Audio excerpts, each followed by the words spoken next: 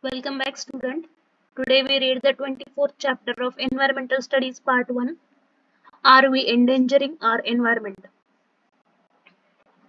20 years ago, there were open fields around the city. Today, there are new colonies there. There was a big spreading tree near the railway gate. Different kinds of birds and insects live happily in the tree. We have those birds and insects gone today. What similarities do you find between a city, a village, and a forest? What differences do you find between them? Page number 147. The progress made by human beings. Man is a more intelligent than all other animals. He makes use of his intelligence to make his life more comfortable. All living things make use of what they find in their environment, but only man can carefully study the things in the environment. He produces new things from materials in the environment. Let us see how. This is a story of about 150 years ago. Researchers found out how to use the mineral oil. Man now had a new and useful fuel to use. He then invented some vehicles that would run on his new fuel. These include the motor car, bus, truck, and scooter. They also developed railway engines that would run on coal. Previously, if one had to travel to another town, one had to walk or ride horseback or on a bullock cart. Various animals were used to carry burdens on burdens or to draw the carts. Now we go by bus or railway trains. Today, that helps to save both time and labor. We take up various schemes to make our life easier and prosperous. We build dams to satisfy our need of water. We build roads and railways for transportation. Factories are set up in a manufacture all the things we need. We build houses so that everyone can have a shelter of their own. The things we need to do all this have to be obtained from the environment. We get them from places like forests, farms, and mines. Water is used in the factories and then the wastewater is let into the rivers. All this has an effect on the environment. If the environment is harmed, it has harmful effect on all living things and man is no exception. Page number 148. Growth of population. Find out. A census was done in 1951. What was the population of our country then? A census was done in 2011. What was the population of our country then? In last 60 years, the population of country has tripled. It is still growing, so the demand for all those things that we need to take from the environment has increased many times over. People could not get employment in villages, so they began to leave and to go to the cities in the search of work. Cities become crowded. The population in the cities grew beyond the limits. Cities began to experience a shortage of water.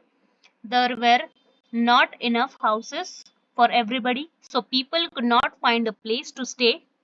There used to be open spaces and fields around the cities. New colonies came up there, and to build these new houses and colonies, the had trees there had to be cut down. In cities, one has to travel long distances to get to work. So people in the cities began to buy the vehicles that run on fuels. In all big cities, these vehicles spew smoke as they are driven around. The smoke mixes with the city air. As a result, people began to have breathing problems. Instances of the asthma and the other lung disorders began to increase. Trees have been banished from cities, so the birds do not find places to build their nests. They also find the smoke in the city air troublesome. They are no longer sure of getting water when they are thirsty. So there are fewer and fewer birds in the cities now. The number of butterflies and the other insects is also falling. Because of the increasing population, the drainage system in city fails sometimes. Then water collects in the midst of the living area. Mosquitoes grow in it. They spread diseases like a malaria, dengue, filaria, chikungunya. Do you see how the increase in the population spoils the life we lead in the cities? Page number 149. Groundwater is a drying up. Water is an important need of all the living things. We use water for keeping ourselves and our houses clean, for cooking, farming, industry, and construction. As the rainy season ends, the water in rivers decreases. Water in wells too recedes. Their water barely lasts up to the month of March the following year. Later in summer, many villages face a serious scarcity of water. Do you know people settle only where water is available from one source or the other? The population keeps growing, the rainfall, however, remains the same, so there is a shortage of water. Much of the rainwater flows away unused. So we began to build the dams to store rainwater and use it later. Some people began to use the bore wells rather than draw wells and to use the hand pumps to lift water.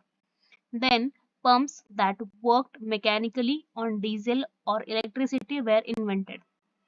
Now the use of such pumps has become a widespread. The population has so greatly increased that now every summer we face the severe water scarcity. Another problem that the population growth caused was that of the availability of food. The food produced in a country began to fall short of the needs of the growing population. So our scientists developed improved method of farming. Previously, farmers would grow only one crop in a year. Now they can take page number 150 two or even three crops every year.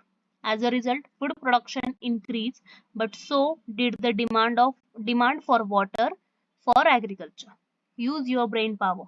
Previously, water was needed for farming only during the rainy season. Now it is needed for 8 months in the year. Where three crops are taken, it is required all year around. It only rains during the rainy season. Then from where do we get the water for farming and for all our other needs?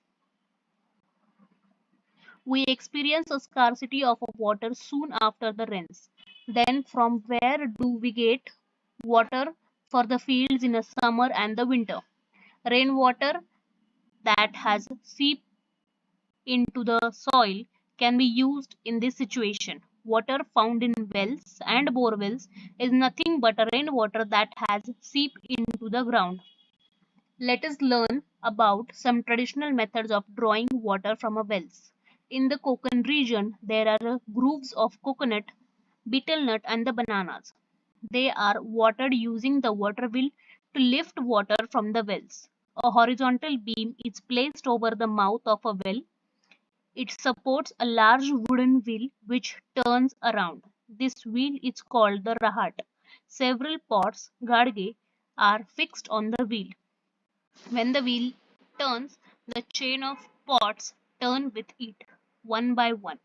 They dip into the water in the wheel and get filled as they come up. As the wheel turns, each pot turns over and the water gets poured into the channel. From there, it is taken to the grooves. The water wheel is turned with the help of a bullock or the male buffalo. Such a water wheels or the rahat gadge are still in use in some places in the Konkan region. In other parts of Maharashtra, a mott was in use for lifting well water. A mott is a large leather bag. It is lowered into the water at the end of a rope. When it is full, it is lifted out of the well. The water is used for a fields. Bullocks move to and fro on a ramp to help lower the bag and lift it. The mott is used in a very few places now. Page number 151. Nowadays, fields are watered using a diesel or electric pumps. These mechanical pumps can lift many times more water than the mods ever could. Besides, because more than one crop is taken every year, the pumps are used to lift water even after the rainy season. As a result, the water stored underground is getting used up rapidly. What we have learned, vehicles like motor cars, buses, and scooters that run on a mineral oil were invented. So, too were railway trains. It made traveling easier. We built dams, roads, and railways. We set up factories and built houses. We release waste water from the factories into rivers. This causes harm to the environment as well as to the living things in it. As the population keeps growing, the demand for things we get from the environment also grows in the leaps and the bounds. Cities become crowded as the people left their village in search for a work. Trees were cut down to build new houses. The number of vehicles increased. Their smoke began to cause the breathing disorders. As the trees are felled, birds do not find a nesting places. There is a smoke too. As a result, the number of birds, butterflies, and other insects in cities are falling. The greater the population, the greater is the demand for a food grain. Farmers now take multiple crops. The demand for water too increases. Previously in Konkan, the